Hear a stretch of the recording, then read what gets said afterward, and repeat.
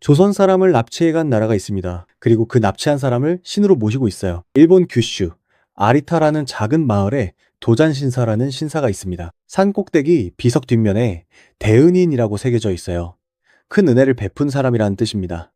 끌고 간 사람한테 붙인 이름이에요. 이 신사에 모셔진 신의 본명은 아무도 몰라요. 일본식 이름에서 거꾸로 추정한 이름이 이삼평. 고향이 어딘지도 정확하지 않습니다. 확실한 건 하나예요. 이 사람은 자기 발로 일본에 간 게 아닙니다. 그리고 이게 한 사람 이야기가 아닙니다. 임진왜란 7년 동안 일본으로 끌려간 조선인이 수만 명이에요. 이 사람들의 손에서 일본 도자기가 태어났고 그 도자기가 유럽으로 팔려나간 돈으로 일본은 대포와 군함을 만들었고 그 군함이 조선을 집어삼켰습니다. 빼앗긴 사람들의 불이 빼앗긴 나라를 태운 겁니다. 근데 더 소름 돋는 건 그 다음이에요. 400년이 지난 지금 그 사람들의 후손이 아직 일본에 있습니다. 매일 아침 태극기를 걸면서 이 이야기를 처음부터 따라가 보겠습니다. 1597년 정유재란. 전쟁이 막바지로 치닫고 있을 때 일본군 진영에서 이상한 명령이 내려옵니다. 도요토미 히데요시가 외장들에게 지시한 거예요. 조선의 기술자를 생포하라. 특히 도자기 만드는 사람을 찾아라. 히데요시는 약탈 전담 부대를 6개나 운영했어요. 책 뺏는 부대, 장인 잡는 부대, 젊은 남녀 끌고 가는 부대, 무기 거두는 부대, 금은보화 챙기는 부대, 가축까지 끌고 가는 부대. 전쟁이 아닙니다. 나라 하나를 통째로 뜯어가겠다는 설계도가 있었던 거예요. 그 설계도 위에서 사람들이 잡혀갔습니다. 이 전쟁에는 다른 이름이 하나 더 있습니다. 도자기 전쟁. 처음부터 사람을 가져가려고 했다는 뜻이에요. 당시 일본에 왔던 승려 개인이 직접 목격한 걸 적어놓은 기록이 있어요. 흰옷을 입은 사람은 눈에 띄는 대로 베어 죽이거나 사슬로 목을 묶어 끌고 갔다. 부모는 자식을 찾고 자식은 부모를 찾아 울부짖는 그 광경은 지옥도에서도 그려져 있지 않은 비참한 것이었다. 오늘도 조선 사람의 아이를 빼앗아 끌고 가는 것을 보았다. 한 병사는 손을 모아 애원하는 조선인 부모를 그 자리에서 칼로 베어버리고 아이는 끌고 갔다. 이건 일본 사람이 쓴 기록입니다. 자기 편 군인이 하는 짓을 보고 적은 거예요. 정유재란 때 포로가 되어 끌려갔다가 약 3년 만에 탈출해 돌아온 선비가 있습니다. 강항. 전라도 영광 출신. 이 사람이 왜군배에 실려가면서 눈앞에서 벌어진 일을 간양록이라는 책에 적었어요. 8살짜리 조카가 타고 있었습니다. 이름은 가련이. 목이 말라 갯물을 들이켰는데 바로 병이 났어요. 토하고 설사하고 난리가 났습니다. 왜군이 뭘 했느냐? 앓는 아이를 안아다가 바다에 던졌습니다. 아버지, 엄마, 아버지, 아버지. 부르다 부르다 그 소리마저 물속으로 사라졌습니다. 강항이 이렇게 썼어요. 아비가 소용있나? 어미가 소용있나? 내 죽음을 멍하니 보고만 있는 아비가 아니냐, 어미가 아니냐. 400년 전에 쓰인 문장인데 지금 읽어도 숨이 막힙니다. 이렇게 끌려간 사람들이 일본 열도 전역에 뿌려졌어요. 그것도 모자라서 일부는 포르투갈 노예 상인에게 팔려나갔습니다. 나가사키 해안에 조선인 노예시장이 열렸어요. 동남아시아로, 인도로, 심지어 이탈리아까지 팔려간 사람도 있었습니다. 조선인 노예 5명 값이 다른 노예 1명 값의 8분의 1 수준이었어요. 너무 많이 끌고 왔으니 값이 바닥을 친 겁니다. 전쟁이 끝났습니다. 1598년 히데요시가 죽고 일본군이 철수하고 7년간의 지옥이 끝났어요. 그러면 끌려간 사람들은 돌아왔느냐? 조선 정부가 사절단을 보냈습니다. 1605년 사명대사를 시작으로 이후 3차례에 걸쳐 쇠환사를 보냈습니다. 사명대사가 갔다는 소식이 일본 열도에 퍼지자 조선인들이 몰려들었어요. 숙소문 밖에 양식을 싸들고 와서 흩어지지 않았습니다. 멀리 있어서 올 수 없는 사람들은 편지를 보냈어요. 그 중에는 2~3명의 여자가 한글로 쓴 편지도 있었습니다. 포구의 갈대밭에서 남자 하나가 뛰쳐나옵니다. 나 조선 사람이요. 돌아가는 배 실어주시오. 일본인 주인이 놓아주지 않아서 숨어서 기다렸다는 겁니다. 한 여인은 도망쳐 배가 있는 곳까지 왔는데 일본인 남편이 칼을 들고 쫓아와 놓아주지 않으려 했어요. 통역이 겨우 말려서 물러나게 했습니다. 이렇게 해서 돌아온 사람이 7천에서 8천 명 정도입니다. 수만 명이 끌려갔는데 돌아온 건 열에 하나도 안 돼요. 근데 진짜 비극은 여기서 시작됩니다. 돌아온 사람들한테 조선이 뭘 했느냐? 배에서 내리자마자 포박했습니다. 남자는 노비로 삼았어요. 신원을 못 대는 사람도 노비로 삼았습니다. 어려서 잡혀가 부모 이름도 모르는 사람들이었는데, 그리고 미인이면 그 남편을 묶은 채 바다에 던지고 여자를 빼앗았어요. 한두 번이 아닙니다. 조선 관리가 기록에 남겨놓을 만큼 조직적으로 벌어진 일이에요. 일본에서 7년간 지옥을 겪고 조국이라고 찾아왔더니 자국 관리가 이 짓을 한 겁니다. 1617년에는 돌아온 321명을 부산에 내려놓고 마중 나오기로 한 관리가 아예 안 나타나서 전원이 끼니를 걸렀습니다. 나라가 데려와 놓고 나 몰라라 한 거예요. 이 소식이 일본에 남아있는 피로인들에게도 전해졌습니다. 쇠환사가 돌아오라고 하자 어떤 사람이 이렇게 말했어요. 조선은 피로인을 데려가도 대우가 형편없다고 합니다. 포로가 되고 싶어서 된 것이 아닙니다. 데려가 놓고 왜 그리 냉대합니까? 갈 수도 없고 돌아가도 지옥인 겁니다. 그리고 여기에 한 가지 사실이 더 있었어요. 조선에서 이 사람들은 천민이었습니다. 도공, 그러니까 그릇 만드는 장인은 산업공상 최하층이었거든요. 일본에서는 이 사람들한테 무사신분을 줬습니다. 여기선 장인이라고 불러준다. 이 한마디가 수만 명의 발을 묶었어요. 돌아가면 천민, 남으면 무사. 선택이라고 부르기엔 너무 잔인한 양자택일이었습니다. 여기서 이야기가 갈라집니다. 돌아온 사람의 비극이 하나 있고 남은 사람의 비극이 또 하나 있어요. 남은 사람의 이야기를 따라가면 지금 우리가 아는 일본이 어떻게 만들어졌는지가 보입니다. 1598년 11월 사스마번, 지금의 가고시마를 다스리던 영주 시마즈 요시히로의 군선이 조선을 떠나 일본으로 향합니다. 이 배에 남원 일대에서 붙잡아온 도공 80여 명이 타고 있었어요. 22개 성씨의 사람들. 이 80여 명 중에 심당길이라는 사람이 있었습니다. 김포 출신 청송 심씨, 남원에서 잡혀갔어요. 이 사람이 나중에 사스마 도자기의 시조가 됩니다. 그 후손이 지금 같은 자리에서 도자기를 만들고 있어요. 15대째, 그리고 또 한 사람, 이삼평. 사가번 영주에게 끌려간 이 사람은 아리타라는 마을에 도착합니다. 말이 안 통하고 흙이 어디 있는지도 모르고 돈 한 푼 없는 상태. 물어볼 수도 없었어요. 입을 열 수 없는 사람이 발로 찾아야 했습니다. 수년간 사가번 영지 산속을 헤맸어요. 조선에서 쓰던 흙과 같은 건 없었습니다. 그러다 1616년 아리타 동부 이즈미야마에서 백자광을 발견합니다. 하얗고 단단한 자기를 만들 수 있는 원료. 그 순간 일본 역사가 바뀌었어요. 일본에 백자가 없었거든요. 독일은 있었지만 하얀 자기를 만드는 기술은 일본에 존재하지 않았습니다. 이삼평이 그걸 해낸 겁니다. 말도 못하는 땅에서 수년을 헤매다가 여기서 멈추면 한 사람의 성공담이에요. 근데 이 뒤에 벌어지는 일이 소름 돋습니다. 한편 강항, 아까 8살 조카가 바다에 던져지는 걸 지켜본 그 선비. 이 사람도 끌려간 채로 일본에 있었어요. 처음에는 농가에 배치돼 머슴으로 팔려다니는 신세였습니다. 그런데 이 사람이 일본에서 학승 후지와라 세이카를 만납니다. 강항은 이 사람에게 조선의 성리학을 가르쳤어요. 사서오경을 베껴주고 해석을 알려줬습니다. 후지와라 세이카는 나중에 도쿠가와 이에야스의 명으로 대학을 강의하게 되어 일본 성리학의 시작점입니다. 오늘날 일본 학계는 일본 유학의 계통을 이렇게 봅니다. 이왕에서 강항으로, 강항에서 세이카로, 포로로 끌려간 조선 선비가 자기를 끌고 간 나라의 학문적 토대를 놓아준 겁니다. 사람만 뺏긴 게 아닙니다. 기술도 뺏기고 학문도 뺏겼어요. 도공의 손에서 불이 나갔고 학자의 머리에서 사상이 나갔습니다. 그리고 그 불과 사상이 일본 안에서 합쳐지기 시작합니다. 이삼평이 연가마를 시작으로 아리타에 조선 도공들이 모여들었어요. 이들이 만든 도자기가 이마리 항구를 통해 바다로 나갔습니다.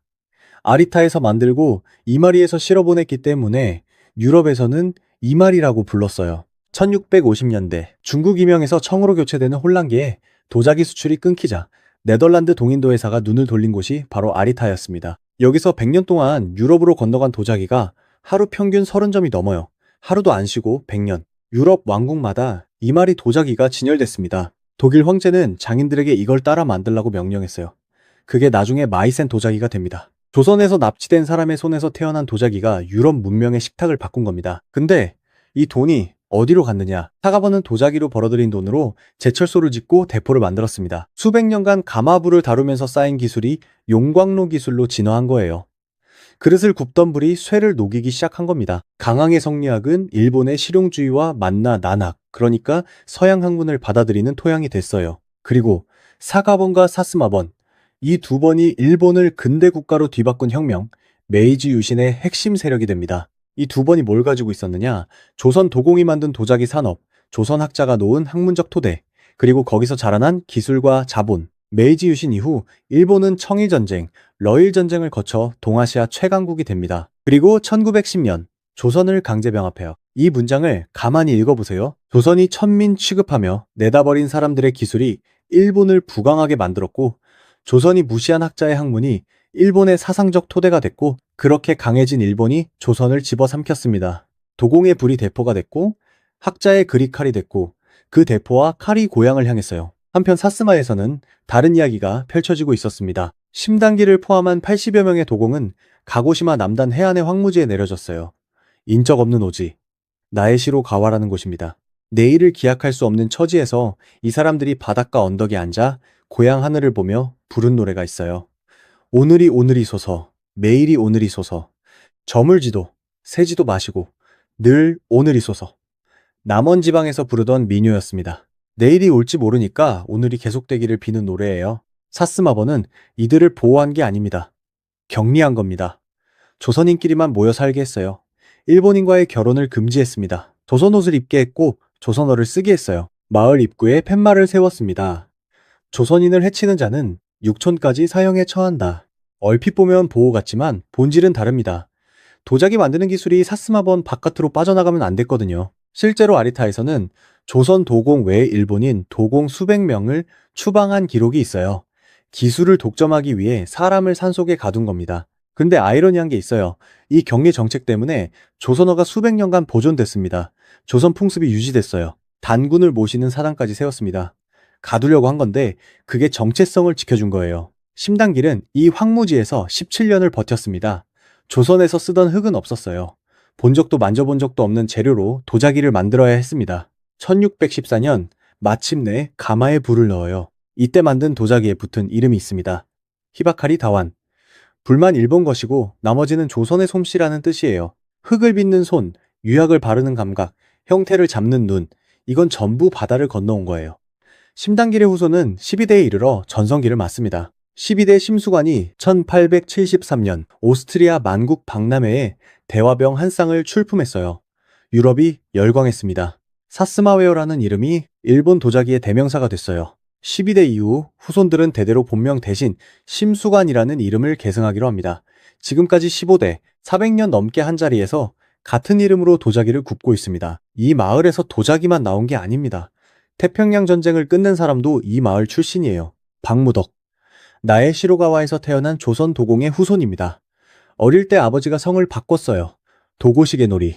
메이지 유신 이후 일본식 성을 써야 했거든요. 나에시로가와 마을은 번외 보호가 사라지면서 옹기마을이라 불리며 천민불락으로 전락합니다. 학교에서 조센진이라고 따돌림 당한 소년이었어요. 이 사람이 동경제대를 나와 외교관이 됩니다.